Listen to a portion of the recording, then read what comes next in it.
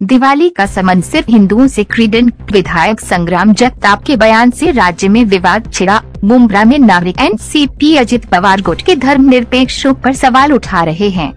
Rashtrawadi Congress party Ajit Pawar गुट के विधायक संग्राम जगताप के एक बयान ने राज्य की राजनीति में हलचल मचा दी है। उन्होंने कहा, दिवाली के दौरान हमारा पैसा और मुनाफा सिर्फ हिंदू विक्रेताओं को ही मिलना चाहिए। ऐसे बयान देकर फ्री की छोटी राजनीति करने वाले नेता क्या अजित पवार इनको पार्टी से निकालेंगे, यही सवाल लोगों में बना हुआ है। और मुंब्रा के अजित पवार गुट के लोग सेक्युलर कहने वाले क्या पार्टी से इस्तीफा देंगे? जिस पार्टी में ऐसी विचारधारा के लोग एक विशेष धर्म को टारगेट बनाने वाले नेता है। देखिए इस वीडियो में क्या कह रहे हैं विधायक संग्राम जगताप। एकही जन आक्रोश मोर्चा, हिंदू जन आक्रोश मोर्चा घेण्याची वेळ येणार नाही।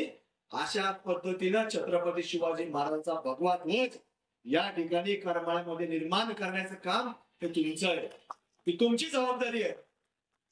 आज ज्यावेळेला आपल्या लोकांवरती हल्ला झाला, कुठून झाला हे पोलिसांना काही माहिती नाही। मंदिराच्या मधून प्रार्थना करून जात असताना आपल्या महिला यांच्यावरती हल्ला तो मस्जिदीतून लोकांनी केला। कशा करता केला?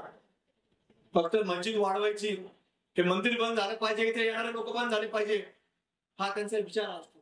ते पहिल्या दिवशी ट्रायल घेत असतात आणि जर याच्यावर कोणी काही प्रतिक्रिया दिली नाही तर हळूहळू तो प्रयत्न ते पुढे घेऊन जात असतात। म्हणून आपल्या सर्वांनी आता जागृत केलं पाहिजे। आता दीपावलीच्या निमित्तानं देखील आता बाजारपेठ आहे।